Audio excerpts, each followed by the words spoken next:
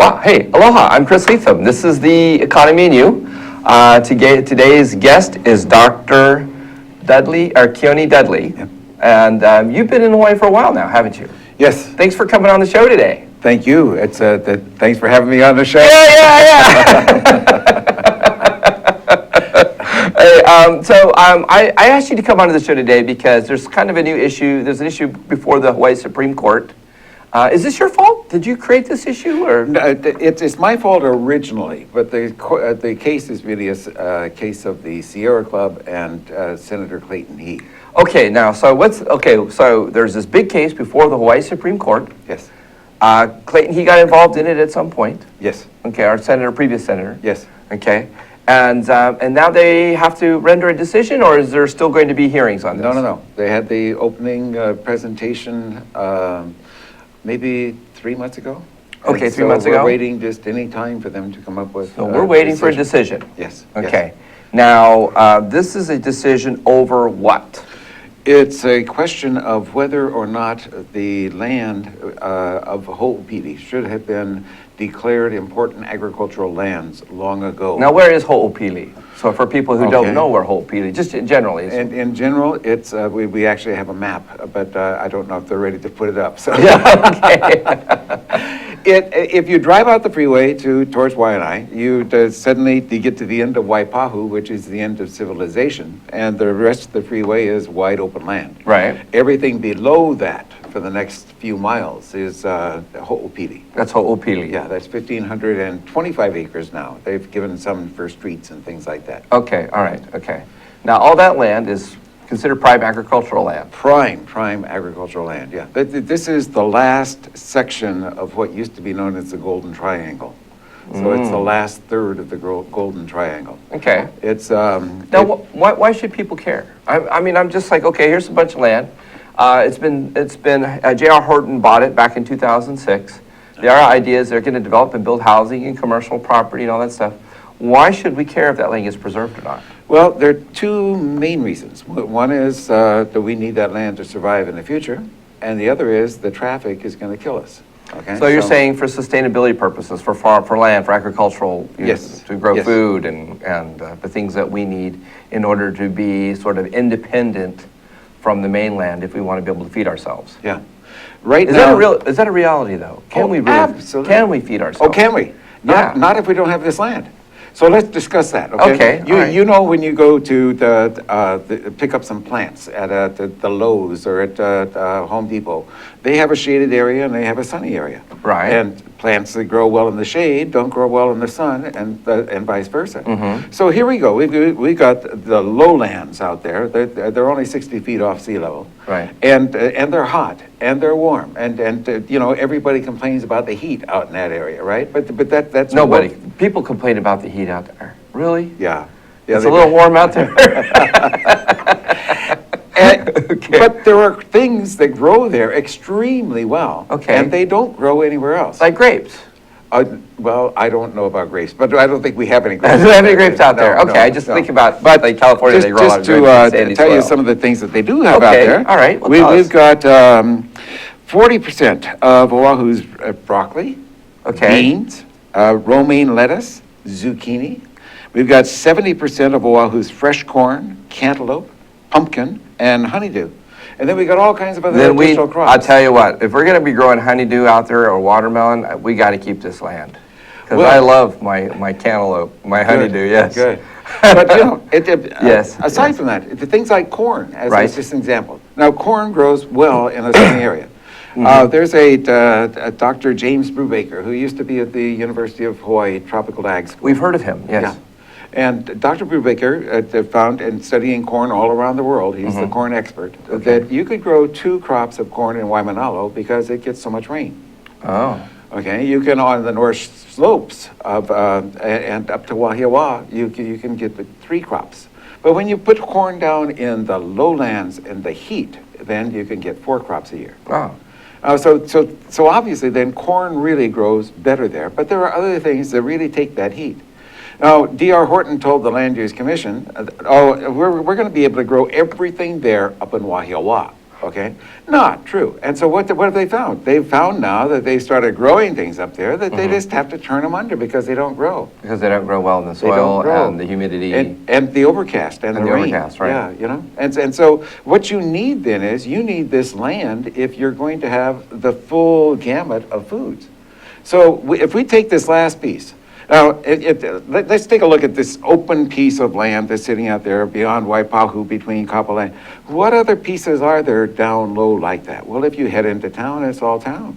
Yeah. If you head on out to the end of the island, it's all already. Well, Hawaii Kai, look, there's some open land out there, but it's all rock. Yeah. You know, I don't think you can grow anything Right. between those rocks. And so come on around. You got Waimanalo, rain. You got Kailua. You've got Yeah. Kaneohe. We're in the rain. You go on up the coast. We got plenty of land, but it's for the rainy crops. Well, and this goes to the concept or the idea of microclimates, right? We have something called microclimates Yeah. here on this island, and Yeah. we have a variety of climates that exist, and they are unique unto themselves. Yeah. And so because of that uniqueness, it allows you to grow a myriad of crops Yeah. that do best in that environment. Right. And so, you know, we've gone around the island. There's no other land. Mm. So when we lose that last 1,500 acres, we no longer have the ability to have self-sustainability for food. Okay, so here's I want to play devil's advocate with Okay. you on this, okay? Because we have other islands.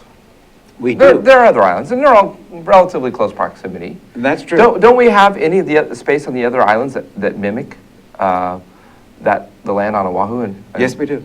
Except that it costs too much to ship it. But we're just a few miles away on I know. one island to the other. Why do we ship stuff in from the mainland? Because it's cheaper than shipping stuff from the Well, neighbor islands. we had a super ferry, and in our wisdom, we killed that off. If we had had the super ferry and that would have been sustainable, would that have provided a cheaper way of transporting fresh produce? Yes, yes, and it did. And the people were really, they were beginning to make a real good thing out of that. Right. And that allowed us to grow things on Maui and bring them over here. Sometimes we just shoot ourselves in the foot. Yes, we do. Yeah. Yeah, but, but I want to say that the super ferry, though, let's say that all of a sudden the world changes and then there are wars and we're cut off from everybody. Right. Okay? What if so that there's a military occupation and we're not allowed to go to the neighbor islands? You know? What if the rising seas cost so much that we lose the ports there and we can't afford to have ports going in and out? There are all kinds of things coming up with Right. the world changing so Oh, it is. that might leave our million people sitting out here with our lack of abilities to have to sustain ourselves because a major part of our diet grew in Hoopili. Mm. And that's the real problem. That's the real problem. So is there a compromise here, I guess, between all or nothing? Yes, but not much.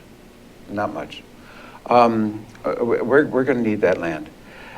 D.R. Horton has... Well, let me pose a question then. Could there be a land swap with D.R. Horton to give them land to develop that would accommodate what they're trying to accomplish with building affordable homes and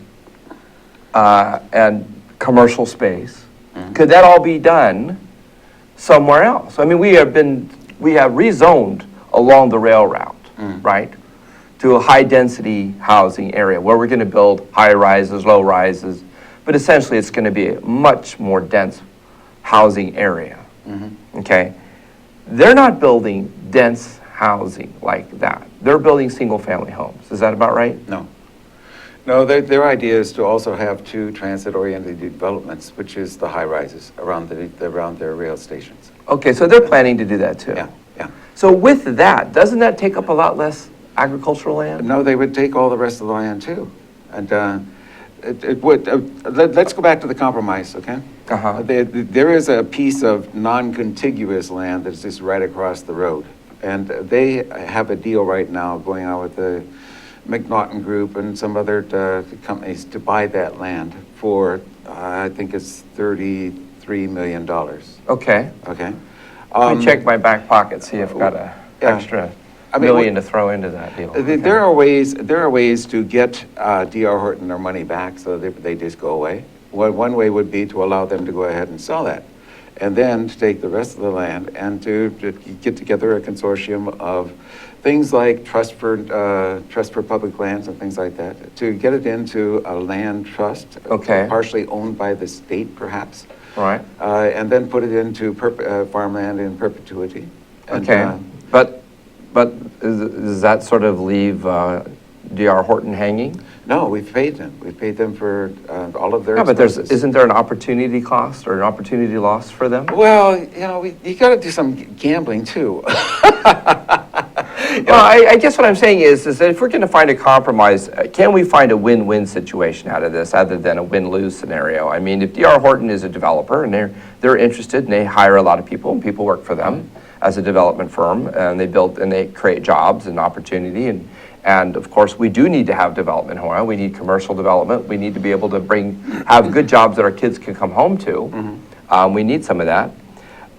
Is there other land available where they could continue to exploit their skill set, which is building affordable homes? I think that there are plenty of land. So, we've got, for example, 58,000 houses already zoned and ready to build out there that are not all spoken for. Okay. So, yeah, I mean, there are plenty. I mean, they're just talking about building 12,000, but there's 58,000 more out there. Okay. Well, we're gonna go to a commercial break. Okay. Okay. I'm Chris Lethem. This is The Economy and You. Our guest today is Dr. Kioni Dudley, and we're talking about Ho'opili, and we'll be right back. Aloha. Hi, I'm Donna Blanchard. I'm the host of Center Stage here on ThinkTech Hawaii. Center Stage airs every Wednesday at 2 o'clock, and of course you can check out our archives on YouTube or on ThinkTech Hawaii anytime you like. Why should you do that? Because this is an arts show that I believe is making a difference in lives. We talk with artists of various ilk. We talk with painters and writers, playwrights, novelists, poets, sculptors, dancers, you name it, directors, actors, of course. And we don't only talk about what people do, but we talk about how they do it. And my favorite part of the conversation, we talk about why they do it. And it's really common on this show to hear people say, wow, I didn't think about it that way. And it's very common to hear people afterwards who have seen the show say the same thing. And I hear all the time that people are inspired by the conversations that we have. So why don't you join us and be inspired too? That's Center Stage on Wednesdays at 2 o'clock. We'll see you Center Stage. Hi, folks. Welcome back. I'm Chris Lethem, and this is The Economy and You. And today's guest is Dr. Kioni Dudley. And Kioni, I'll just call you Kioni. Is that okay if I call you Kioni? Please do. Okay. So Kioni, we're talking about Ho'opili, and we're talking about the importance of sustainability. And I guess I'm sort of questioning you about, is there a balance or a win-win scenario between the continued development and being able to exploit the opportunity to build homes for our children, so that our children, and affordable homes, because we need good jobs and we need affordable homes if we're going to have our children return home and have an opportunity for a comfortable lifestyle here in Hawaii. Let me tell you, I agree with that 100%. Yes. Okay, good. However, we don't need all the homes that they want to build. The state did a study which just came out about 2 months ago. Okay. Said that we need, over the next 30 years, we only need 25,000 houses. Okay? We got an awful lot going up in Kakako. We got all kinds of things going up. In all fairness, properties in Kakako are beyond the working class people. No, there are going to be some there. A few, Yeah? but I think a lot of them are $1 million plus properties. That's probably true. Yeah, we like to do that kind of thing because it makes so much sense, to give away our property to foreigners. It's very smart. Yeah. Yeah, I think HCDA, I don't know if that was our best plan, but but a lot of people make an argument about tax revenues, but I don't think tax revenues are alone enough to create an economy. Yeah. And that's just helpful for people who work for the state. That doesn't necessarily create an economy for the rest of us. Yeah. Now, this issue is now before the Supreme Court. Okay. Okay. It's now before the Supreme Court. Why? How did it get there? Because quite frankly, the Supreme Court is very picky about which cases they want to hear. Okay. in the first place, when you begin the process of development, you have to go through the Land Use Commission if the area is not already zoned, set in the state's urban areas. Okay. And so this land was set in the agriculture areas. the So now, agriculture districts. this goes to the issue of changing the use of the land, right? right, So you have yeah. to get approval Right. from the Land Use Commission if you're going to go from agricultural to non-agricultural use. Yes. Is that about right? Yes, yes. And so we started that process in 2009. And after the many sessions. Well, now you said we. Are you part of the Sierra Club or No, I'm part of the Friends of Makakilo. Friends of Makakilo? Yeah, So Friends of and- Makakilo, but Sierra Club is also involved in this. They started getting involved in 2011. yeah. Oh, okay, all Yeah. right, okay. So 2009, the Friends of Makakilo applied to be an intervener, and so I became an intervener in the case at that time. I see, okay. And then we had I eventually made a motion to have the case thrown out because Horton had not really complied with all the regulations in their petition. And Oh, at okay. that time, Horton had been unwilling to budge, and the commission was not very happy with them, and so they took me up on my motion and threw the case out. And so we had 2 years then when everything was dead. Then Horton came back in 2011. Well, originally there was the Lingle administration, and they were pretty supportive. When they came back in 2011, we were under the Abercrombie administration. And we kind of know which way the weight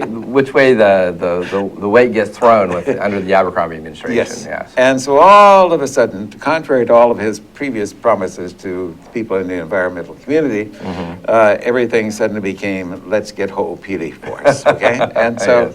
so we lost then at that time. Now, however, there were really strong conditions put into the approval process and into the what they call the decision and order. So this goes to a process by which the Land Use Commission would approve a change in use Yes. for the land. Yeah. Okay, all right. Now, the problem is that since that time, Horton has not complied with those conditions. No, they didn't learn their lesson the first time. No. And so that crazy Kioni Dudley, he just won't give up. Okay, so you're back at it again. So I filed another motion. Okay. And we've taken them back to the Land Use Commission, and a week from Friday, on October 23rd, we're going to have a hearing on whether or not the Land Use Commission will order them to show cause why the land should not be reverted to agriculture. Okay.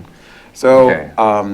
I think that I have a really strong case. It's based on, first of all, farmland, and then also on traffic, which is a major problem. And That's just an ugly rumor. That's just an ugly rumor. Isn't I don't it? know who spreads rumors about our traffic around here. I know it. I mean, I go out there, I drive around, I sit in the traffic, I wave to people, have a nice conversation to the guy who's sitting next to me. Yeah. I think it's fine. And I do too, and so does everybody else on the road. Everybody out there is really enjoying themselves, and that's the way of life in Hawaii. It is better to- be, because that's where you spend most of your day.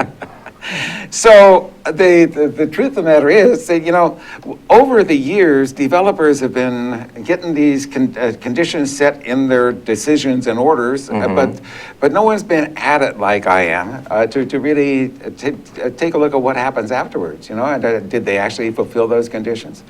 And so what's happened is that they've written up the laws so that you can have a traffic study done without paying attention to anybody else around you. Or anybody else's traffic study, or Anybody anybody else's else's- development. yeah, It's isolated. yeah. So because you have, and yeah, I noticed that last time around. So you have this sort of isolated traffic study that doesn't take into context all the other changes that are in play. It's Precisely. only based upon what you're accomplishing. So, Precisely, yeah. so of course, your traffic study will always look good. And that's why you And can passable. and you can get up and swear that Yes. it's good because it is good for what it is. Well, this one isn't. Yeah. But so at any rate, what we've got then is that Uh-huh. this most recent study has not taken into consideration the real problems that we're engaged in. Let me give you just one example. It says that at the present time we have 1 minute and 20 seconds delay in our travel to town every morning. A whole minute and 20 seconds? Yes. However, by golly, that's going to increase to 2 minutes and 42 seconds. Now, if After we we were have to those- take that, and I just want to extrapolate that for a second, okay, because I know how long it takes to get into town. Now, if you were to extrapolate how long it really takes into town, and you were going to take their 1 minute and what'd you say, 20 seconds? Yeah. And double that, Uh-huh. based on their exaggerated number there, and you extrapolate that out to how long it really takes, what you're really talking about is doubling the amount of time it takes to get into town. Yeah. Yeah. Yeah. And in truth, it's going to at least double the time. You know, Which there's- is, of course, which is completely infeasible. Yes, but there is only a possibility of putting one more lane on the freeway. Their study also says no one's going to take the train. And Their study says their nobody's going to take study the train. says no one's going to take the train. Yeah. Okay. And Well, so, I mean, you know, I've been to other big cities where they have trains, and when I get onto those trains, nobody's there. Uh-huh. Yeah. okay, And now- like in Tokyo, for example, there's nobody there pushing me I to get on know. a train. Again, I've been to Yes. Tokyo too, and those empty trains are Yeah, really, yeah. A lot of waste. Don't want to go to there, man. Yeah.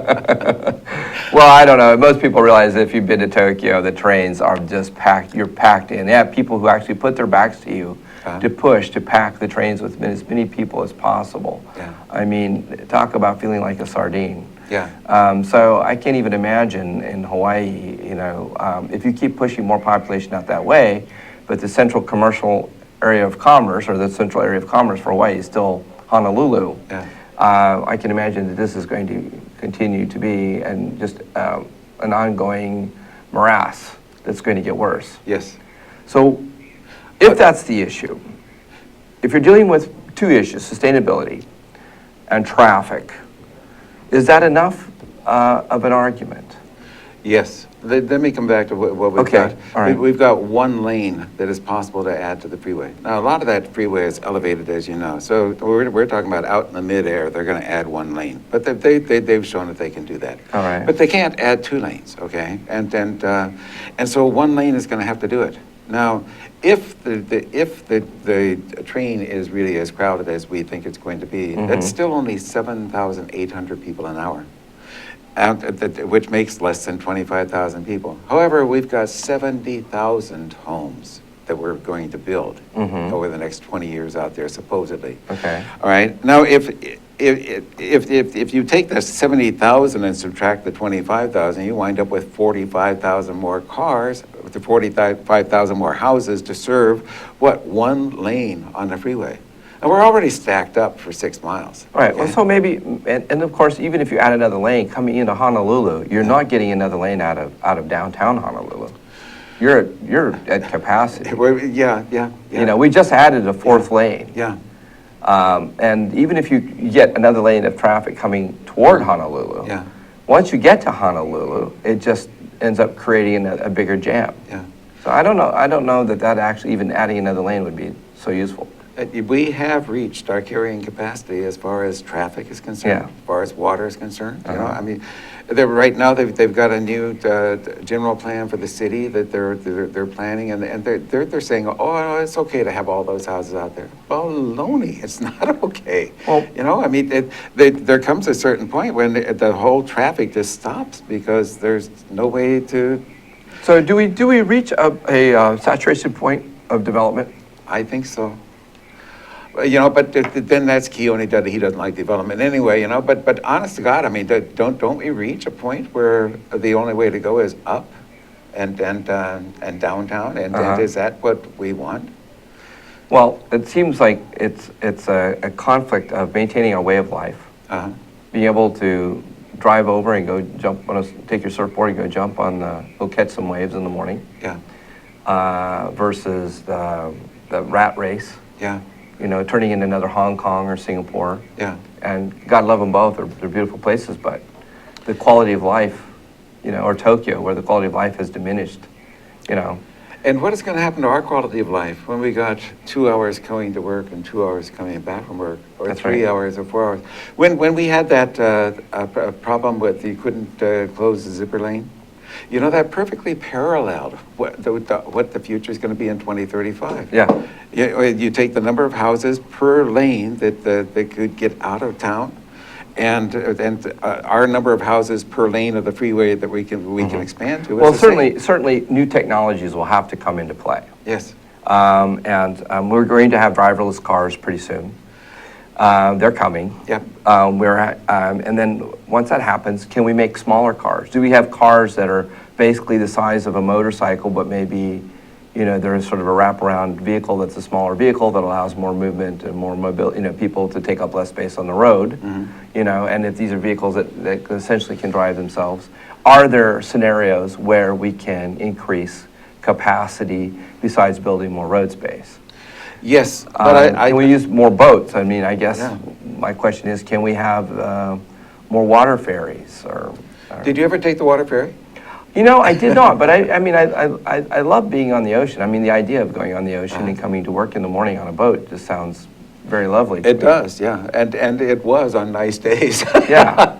But when we had the choppy seas, man, it was pretty rough. Is that right? Yeah, yeah. I took it a few times, and just to kind of see what it was like because it sounded romantic. But I took it one day when I wished I hadn't. So,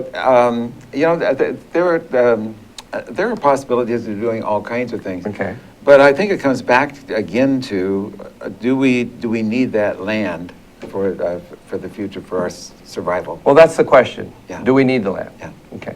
I'm Chris Lethem, and this is The Economy and You. Today's guest is Dr. Kioni Dudley, and we're going to take a short commercial break and be right back. Aloha. This is Alice Lee Hagan, host of ThinkTech Hawaii Business Education Spotlight. My show here at ThinkTech Hawaii is every Thursday from 3 to 4 in the afternoon. I bring in interesting guests from Hawaii, the mainland, and hopefully international guests in the future. Do join us on Thursday from 3 to 4 p.m. ThinkTech Hawaii Business Education Spotlight. Aloha. Hi, I'm your host on ThinkTech Asia, Bill Sharp. I look forward to you joining us each Monday between 4 and 5 o'clock when we film right here in our studio in downtown Honolulu. The show, ThinkTech Asia, focuses on contemporary events in Asia. And by Asia, we mean anything from Hawaii, south to Australia and New Zealand, west to Pakistan, and as far north as the Russian Far East. Clearly, this is one of the most economically dynamic centers of the world, and we bring you up to date on what's going on in a whole host of countries in this very vital region. We look forward to seeing you. Aloha. Ethics Commission? Hi, I'm back. I'm Chris Lethem with The Economy and You. And today's guest is Dr. Kioni Dudley. And we're here talking about Hoopili, the farmland that's now a big fight in front of the Land Use Commission or the Supreme Court? Land Use Commission coming up. Land Use Commission coming up. Yeah. And so now we've talked about why we need it. We talked about the problem with development out there. Mm-hmm. Now let's talk a little bit about what you're doing actively. And I did want to touch on it. We were talking about, during the break, we were talking about the impact on tourism. Yes. I also look at it from a sort of our culture of farming. We are a place where farming has been an innate part of our lifestyle. And still is, and we have a lot of young people who really want to farm. Mm-hmm. That's the exciting thing, We have a Go Farm program at Leeward Community College. Yes. And those kids are excited. They want land. We've got the UH West Oahu has an agriculture program right now. Mm-hmm. And those kids are excited. And this is just right across the street from the UH West Oahu. Well, I hope it's not a fad. I really think that today we have learned the importance of growing our own food locally. Yeah. That we have an innate respect for that. And like, I know for me, I buy from a local company here that brings food directly from the farm and delivers it to my condo. That's because I'm so lazy to go shopping. It works out really well. But you get good fresh fruit. Yes, I do. And it's kind of a surprise. I don't really know what I'm going to get. I don't get to choose. So when it comes in, I just kind of take what I get. And it sort of makes me go to the internet and figure out how to cook some stuff I've never eaten before. Yeah. But it's great. And I think innately that needs to be a part of our culture when we're raising our children in Hawaii. If you're parenting, you want to instill these values into your children. But if it isn't really happening here, how do you do that? Well, it is happening. The problem is we don't have the land. And so, you know, Ho'opili offers 1,525 acres that could be put into farmland for young people. I mean, the Loon Farms is willing to eventually move out of there because, you know, they're getting older. They're ready to let other people take over and do other things. But I want to say also, you know, it is important that we have farming because of the situation in California. It's important that, you know... You mean if we get an embargo from the unions? No. What I'm talking about is the California is drying up, and you know there are a lot of farmlands in the Central Valley there that just don't have any water anymore. That's right. And it really and we and get that's one of our bread baskets here. That's of course, right. in the United States. That's right. And then the other thing that we've got to worry about too is, you know, with global warming, there are eventually going to be carbon caps, and we're going to be putting caps on the amount of oil that you can use, and when we do that, the price of oil is going to go higher and higher and higher, and it's quite possible that we're not going to be able to afford to bring food in anymore, and it's possible that we're going to have to be self-sustaining for this million people. Well, it's having a self-sustaining agricultural system in place, whether it's here or with the neighbor islands, makes sense in terms of long-term strategic planning. That's right. You know. And also, you don't give away 33% of your producing farmland on an island. It's probably not your best plan. Probably not your best plan if you want to have sustainability. Yeah. Now, when we're doing all of this, now you're having an event coming up here shortly. Yeah. So tell us about this event and why people should participate. Okay. And how they can participate. What we're having is this coming weekend. So the people watching live now will be aware of it, and the others, maybe it will be past, but we will have other things coming on too.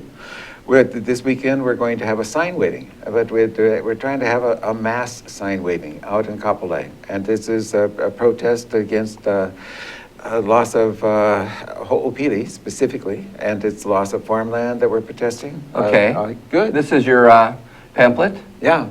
Okay. And so it's going to be Friday. We're going to be waving signs from 2:30 until 6 o'clock. Now, where can they go to find out more information about this? They could go to our website, which is stophoopili.com. StopHo'opili.com. And we have another one called hoopilitraffic.com. Okay. And both of them will have information about this big sign waving. Now, what should they bring with them? Well, especially if they're coming on Saturday, they want to bring water and they want to bring snacks and a little things like that. sunblock. Yeah. Yes. Yep. Yeah, that'll work. Yeah. And we're going to have some signs. We'll Okay. probably have a couple hundred signs ready to go. Okay. If they have signs, fine. Bring tea leaves. Okay. We're also combining with the people from Mauna Kea. You know, they want to have something on every island to really get involved in, and they understand the reasoning for Ho'opili, that we need it for survival and future generations. So it gives them an area that's going to be an area of focus here on this island. Now, what is the focus of the protest? The focus, there are three. We want to make the Supreme Court aware that, you know, this is important to the people. We want to make the Land Use Commission, which is having the hearing on the 23rd of this month, October, aware. And also, we have It seems to me we need a community awareness as well. I mean, sometimes, you know, one of the problems, you know, we have a very low voter turnout. And we sort of get trapped in that little bubble that we live in, everybody. You know, we kind of get in our own little bubble, you know, of our routine, our daily routine. I talk to a lot of people that they don't even watch TV. And so you're not getting fed the news. If you're not watching TV, or they get their news from the internet or from, you know, at a national level, they're not getting the local information. And so it would seem to me this is also an opportunity as people come by to give them a little bit of information about a very important issue that does impact their lives. That's right. Is that about right? Yes, sir. And it does impact their lives. Yeah. You know? So people really should give some thought to getting out there and waving signs with us and making as big a protest as we possibly can make. Do you have a color, a specific Yeah. color? What's the color? What's the color? Well, the Mauna Kea thing was all red. Okay. This is more agriculture. We're all green, so we're having green and red. Green and red. Yeah, green okay, it's just and like a red, big yeah. Christmas party. Yeah, I'm glad Maybe you we asked can have a that. tomato fight or something, you know, between the greens and the reds. Okay, that's great. So now, what time are you going to be asking people to show up?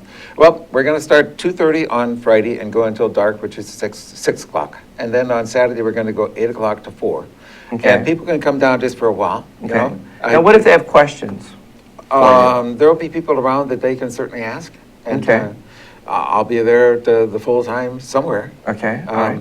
Do you have any news coverage or anybody coming out to? Oh, do some- we're certainly hoping they're all going to come. Yeah. Okay, Yeah, all we're right. doing a Okay. lot of publicity, and I think we're doing an awful lot of trying to reach out on the social media to reach people and get them to come out too. And so Okay, okay. I've got great hopes. I think that things that they need to be aware of are that we will have some shirts that are available. Okay. We've got 100 shirts, 120 shirts, I think, all different sizes. If you wear a 3X, we got even some of the 3Xs. You got some so, 3Xs out there, yeah. You could just make, like, for me, I could make a tent out of a 3X and just Yeah. kind of go, you know, Yes, go yeah. lay down in a 3X. I'm kind of skinny. So what, so beyond this issue, once there's a decision from the Land Use Commission, what's next? We're ready to buy that property. We've talked with people about, we don't want to just leave them hanging, and Okay. we would like to get that into. So if you had a favorable decision, you're going to want to do something. I mean, you can't do nothing. So what do you do? I communicate with them all the time. We're actually talk very freely among ourselves. Okay. So I think that we just, when we come down, we say, okay, we want to make this right with you guys. We'd like to buy the property, and we'd Okay. like to turn it into agriculture, keep it in agriculture in perpetuity, and Okay. we'd like to really do that. We'd like to get that appointed to become designated then as important agricultural lands. Okay. But we'd also like to put what do they call it?